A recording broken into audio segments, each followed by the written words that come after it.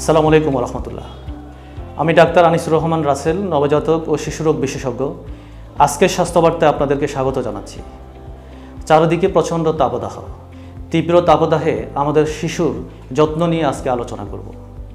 আমরা যথাসম্ভব চেষ্টা করব আমাদের শিশুকে ঢিলে ডালা পাতলা সুতি কাপড় পরিধান করাতে, দিনের বেলায় যথাসম্ভব বাইরে বের না হওয়া, নিতান্ত যদি বাইরে বের হওয়া প্রয়োজন হয় অবশ্যই রোদ এড়িয়ে চলব, এবং বাইরে বের হওয়া অবস্থায় আমরা চেষ্টা করব বাচ্চাকে অল্প অল্প করে বারবার পানি খাওয়ানো।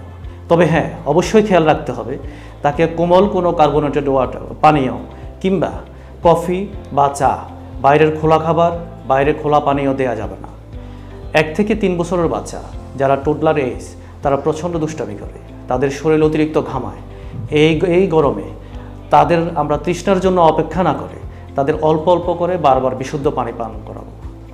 এবং কি দুগ্ধপোষ্য মায়েদের ক্ষেত্রে যেসব বাচ্চা দুগ্ধপোষ্য তাদেরকে ঘন ঘন মায়ের দুধ দেব, সেজন্য মায়েদেরকে পর্যাপ্ত পরিমাণ পানীয়, পর্যাপ্ত পরিমাণ পুষ্টিকর খাবার দেব।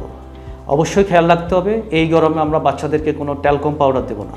ট্যালকম পাউডার বাচ্চাদের শরীরের লোমকূপকে বন্ধ করে দিয়ে তাপমাত্রা নিয়ন্ত্রণ ব্যবস্থা ব্যাঘাত ঘটাতে পারে।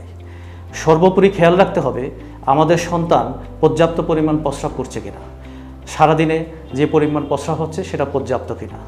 আজকে এই পর্যন্তই। আগামী দিন দেখা হবে ইনশাআল্লাহ নতুন কোনো স্বাস্থ্যবার্তা নিয়ে।